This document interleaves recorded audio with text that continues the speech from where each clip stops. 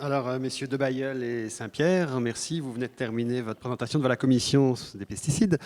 Quel est l'un et l'autre, rapidement, votre premier feeling?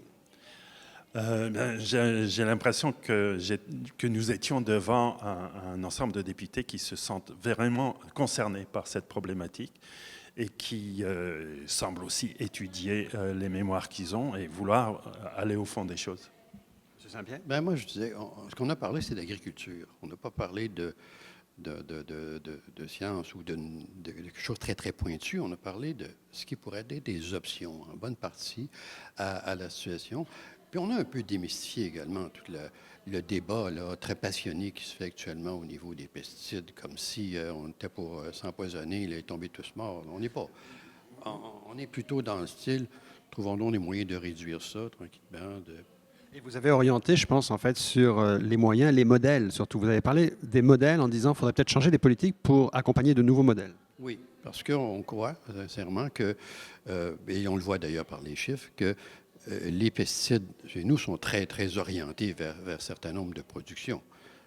Et nous, on se dit, si on change et si on diversifie, on va certainement avoir un gain sur ce plan-là. On sera moins grand utilisateur et puis je pense que les gens vont apprécier. Mais pour ça, on est conscient que ça prend une volonté des politiques, mais une volonté aussi de toute l'organisation et même du syndicat, en fait, pour aller vers ça. Si, effectivement, on dit qu'une bonne partie des pesticides qui sont utilisés le sont sur quelques grandes cultures qui posent plus de problèmes, on sait que ça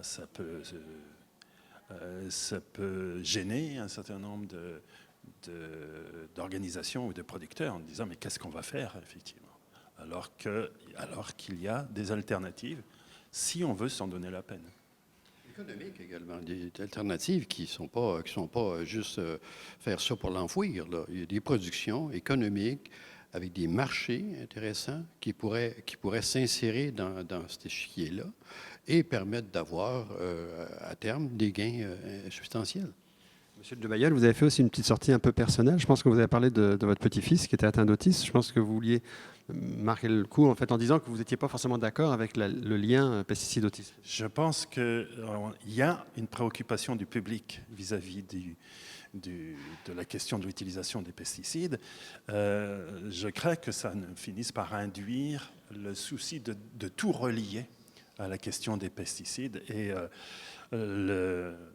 il faut bien constater que l'article de M. Clich dans Le Soleil à propos du rapport de la Fondation Suzuki était solidement établi, il a montré qu'il y avait effectivement des faiblesses dans la façon de vouloir établir des liens qui sont loin d'être...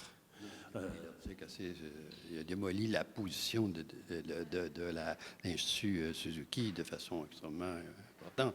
Il n'y avait rien. On parlait d'une centaine d'études.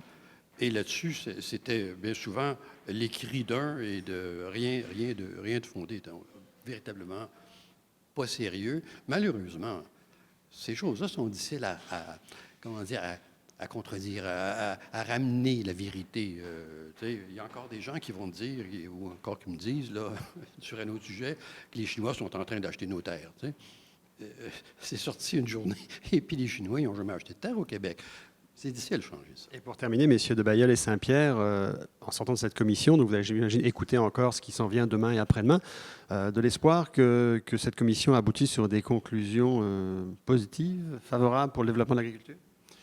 Si l'idée qu'on a essayé de lancer dans notre audition, que la question des pesticides, c'est une dimension, un volet d'une problématique plus large, alors ça serait relativement encourageant.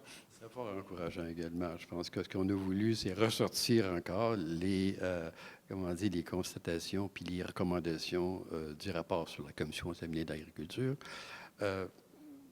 Et plus on va le faire, mieux ça va être. D'ailleurs, je pense que Mme Émilise Lessartérien a d'ailleurs soulevé que votre présentation était très inspirée du rapport Pronovo. Oui, et c'est tout à fait significatif à cet égard. Ça veut dire qu'il y a un certain nombre de députés qui n'ont pas oublié ce qu'était le rapport Pronovo. Effectivement. On ne s'en cache pas. On ne s'est jamais caché de cette réalité-là. C'est un rapport inspirant. Merci.